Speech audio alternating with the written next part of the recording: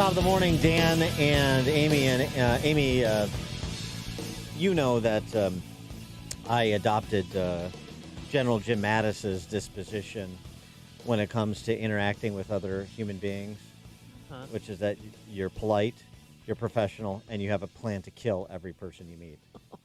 And an escape plan, too, to get out of conversations? Just out of an abundance of caution, you want to have that plan to kill everyone you meet. On the topic of safety, we're pleased to be joined by Spencer Coursen.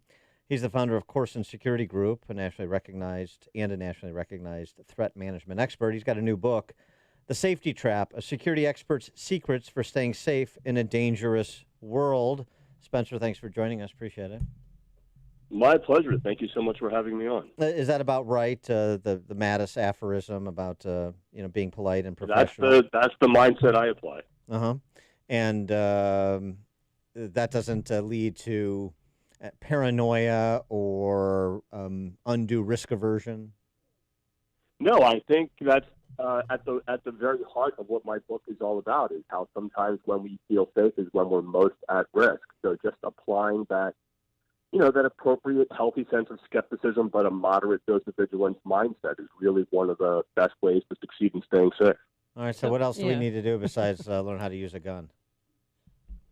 Well, I think that learning how to use a gun is probably like number 10 on a top 10 list. I think number 1 is just adopting an awareness plus preparation equals safety mindset, having a willingness to participate in your own protection, and having an understanding that our willingness to defend ourselves is always come at a higher premium than our unwillingness to offend another, because sometimes being too polite is one of the things that gets us into the most trouble. Well, what about what's number 2, 3, 4, and 5 on that list?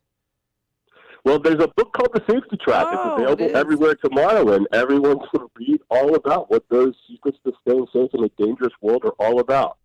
Yeah, is this like putting knives in door jams and other things I see on Doomsday Preppers? I mean, I don't want to be that guy.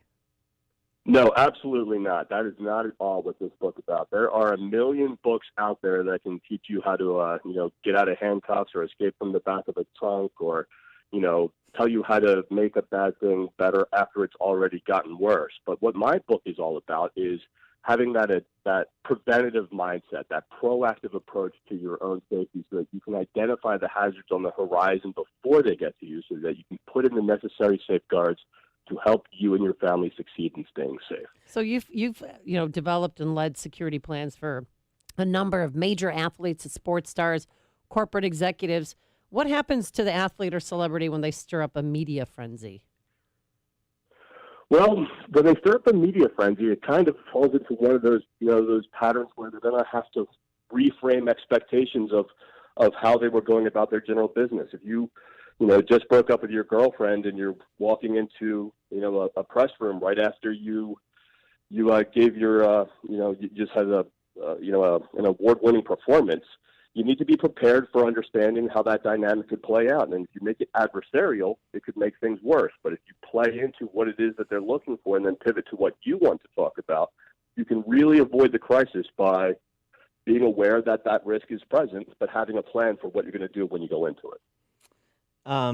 One of the questions you sort of pose as a teaser in the book is, do you take different routes home from work, school, or running errands? I mean, really, we need to play secret spy man where we're pretending we may be followed at any and all times? Well, it's not so much that you want to play secret, spy guy or secret agent man. But what you want to do is try to keep yourself from falling into that safety trap of complacency, because most accidents do happen within a mile of home. And that's because when we get a mile away from home, we allow ourselves to fall into this transitional zone where our subconscious starts to reflect back to what we were doing, or it's projecting forward to what we're about to do. And that's why most car accidents that occur within a mile of home, they don't even hit other cars. They hit parked cars, because they're just so preoccupied with other things that they're doing that they're not concentrating on the actual task at hand. Oh, that's just by changing up your routes, you're able to not only stay present in the moment, but you're actually anyone who may want to harm you or do surveillance on you is actually noticing that their likelihood of success in targeting you will be dramatically reduced, because you are taking different routes home every day. I mean, with all of the fear mongering that happens, I mean, obviously the pandemic is a good example, but that happens at the hands of politicians. I wonder if you worry at all that this sort of safetyist approach feeds into that living a fearful living a fearful life in a world to be afraid of. No, I think it's exactly the opposite. But what I think I think one of the reasons that there is so much anxiety and so much concern over our inability to keep ourselves safe is because our understanding of what it means to be safe is at an all-time low. The reason we feel so afraid is because we don't know how to participate in our own protection. But we no longer live in a world where we can simply hope that nothing will happen and then solely rely on the first responders to save us once something does. Everyday safety requires the participation of all of us, and just having that little bit of vigilance, that little bit of skepticism is really just very simple strategies that can allow us to enjoy the freedoms and liberties which flow so freely from peace. Now, you in your book, you mentioned, the run, hide, and fight. That's what our kids are taught at school. That's what, we're taught. Is that a good idea or a bad idea? No, it's an absolutely atrocious idea. The whole run, hide, fight thing is great for an individual. It's great for a POW or a pilot who is shot down overseas to, if they are taken prisoner to escape, and then if they get too tired to keep running, then they should hide, and then if they get confronted by the enemy, they should fight like their life depends on it, because it absolutely does. But it is a horrible idea for schools and businesses to employ, because what they're actually doing is reducing it from run, hide, fight to run to your hiding spot. And that's not at all what it was about. A building fire is just as dangerous and unpredictable as an active shooter, but we wouldn't hide from a fire and hoping it wouldn't find us. We would run. We would put as much time and distance between the threat as possible. I don't understand why schools and businesses are preaching this concept that is actually promoting accountability, but is doing nothing for survivability. That's interesting, because I use run, hide, and fight for dating. Oh, that's my philosophy really? with dating. It's interesting because we had this scenario you just mentioned, an active shooter. We had this terrible event in Russia where there was a gunman and he shot and killed, I think it was 8 people, and there were 2 teachers that were, essentially, were heroic. Like really heroic. One Real teacher, heroes. she stayed with her class, like locked her class down while her son was in another class. Her son was shot and killed by this guy while she was protecting other kids. And another young teacher, I think she was something like 26, when she realized what was going on, she tried to tackle the shooter, and she was shot and killed.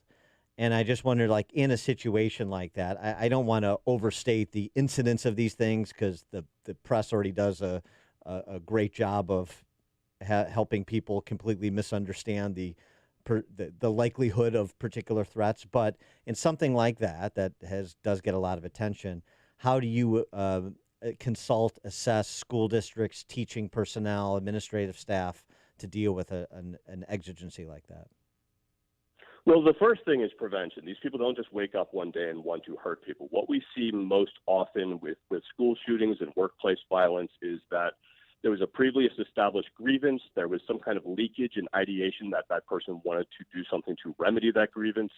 They're able to they're able to participate in the research and planning. So there are already so many warning signs, these pre-incident indicators, which is why after something like this happens, you have those people who come forward going, yeah, he said something, he did something. And there's a whole chapter in the book about shirking our responsibility, because our return to normalcy can also not come with a return to complacency, because sometimes our willingness as family, as friends, as citizens, as community, as countrymen, our willingness to help another is often the first step to saving ourselves. And so when we see people who are emotionally distraught, especially which have been exacerbated during this year-long thing of isolation, we really need to readjust our priority to mental health. If we can come up with a cure for COVID within a year, I would really love to see the politicians invest the same sort of effort into those who are truly hurting.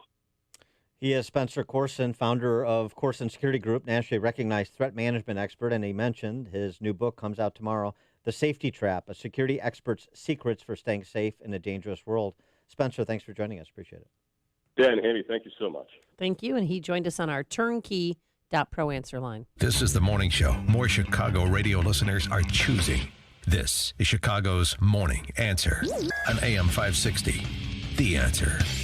Signature Bank is Chicago's fastest growing independently owned business bank. It's a bank where relationships still matter. Signature Bank knows your name and your story. I'm Dan Proft, and I know this because Signature Bank is my business bank. Hi, I'm Paul Jenkins, owner of Bancroft Architects and Engineers, a service-disabled veteran-owned small business providing design solutions for clients, including the VA. When looking for a trusted banking partner, Bancroft was lucky to find that partner in Signature Bank in 2015. With Signature, personal service goes beyond a login and a PIN number. My staff and I have the comfort of knowing that we're dealing with real people who know our business and care about us as individuals. Signature helped finance our new state-of-the-art facility, and Bancroft looks forward to further expanding